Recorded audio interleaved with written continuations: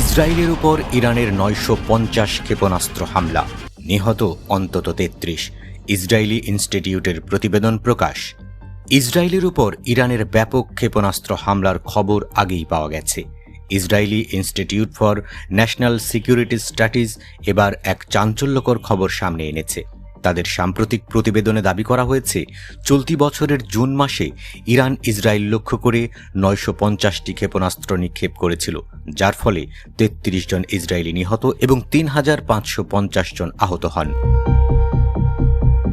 প্রতিবেদনে বলা হয়েছে, গত বছরের ৭ অক্টোবর যুদ্ধ শুরুর পর থেকে ইসরায়েল ৪টি ফ্রন্টে ব্যাপক ক্ষয়ক্ষতির মুখে পড়েছে: গাজা, পশ্চিম তীর ও জেরুজালেম, লেবানন এবং ইরান।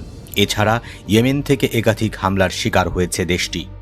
আইএনএসএস-এর তথ্য অনুসারে যুদ্ধ শুরুর পর থেকে ১৯৮৬ জন ইসরায়েলি নিহত হয়েছে। এর মধ্যে ৯১৯ জন সেনা সদস্য এবং বাকি ১০৬৭ জন বেসামরিক নাগরিক। সবচেয়ে বেশি ক্ষয়ক্ষতি হয়েছে গাজা ফ্রন্টে, সেখানে ১৭২৪ জন ইসরায়েলি নিহত হয়েছে।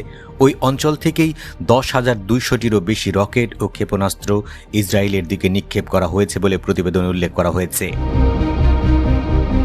এ পর্যন্ত ৩০,১৩৫ জন ইসরায়েলি আহত এবং ১,৬৪,৫০০ জন বাস্তুচ্যুত হয়েছেন। বাস্তুচ্যুতদের মধ্যে ৭৪,৬০০ জন দক্ষিণাঞ্চলীয় গাজা সীমান্তবর্তী এলাকা থেকে সরে যেতে বাধ্য হয়েছে। প্রতিবেদনে আরও বলা হয়েছে, গাজা থেকে ৫১টি ড্রোন ইসরায়েলের দিকে ছোড়া হয়েছে।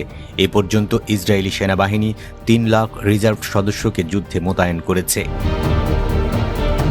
পশ্চিম তীর ও জেরুজালেম ফ্রন্টে ৭৬ জন ইসরায়েলি নিহত এবং ৫৬৫ জন আহত হয়েছেন, যাদের মধ্যে ৩২ জন সৈন্য।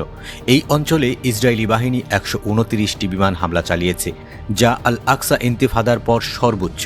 এছাড়া ইসরায়েলি বাহিনী ১৫,৪৬৫ জনকে গ্রেফতার এবং ১০,৪৯৬টি অভিযান চালিয়েছে। ওইসব অভিযানের মধ্যে ৬,৫৩৯টি পাথর নিক্ষেপের ঘটনা এবং ১,২১৫টি মলোটভ হামলা অন্তর্ভুক্ত। লেবানন ফ্রন্টে হিজবুল্লাহর ক্ষেপণাস্ত্র ও ড্রোন হামলায় ১৩২ জন ইসরায়েলি নিহত হয়েছে। সংগঠনটি এখনও পর্যন্ত ১৭,৩০০টি রকেট এবং ৫৯৩টি ড্রোন নিক্ষেপ করেছে বলে প্রতিবেদনে দাবি করা হয়েছে। এসব হামলার কারণে ৬৮,৫০০ ইসরায়েলি উত্তরাঞ্চলীয় শহরগুলো থেকে সরিয়ে নেওয়া হয়েছে।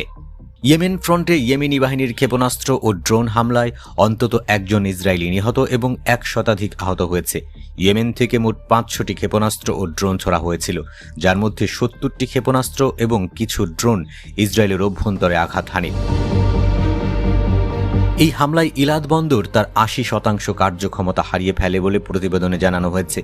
পাল্টা প্রতিক্রিয়ায় ইসরায়েলি সেনাবাহিনী ইয়েমেনের বিভিন্ন এলাকায় ১৯ দফা বিমান হামলা চালিয়ে ৯০টি লক্ষ্যবস্তুতে আঘাত হানে।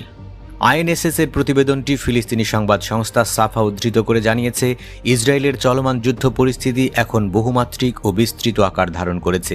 বিশেষজ্ঞদের মতে, এই পরিসংখ্যান দেশটির জন্য এক ঐতিহাসিক নিরাপত্তা সংকটের ইঙ্গিত বহন করছে।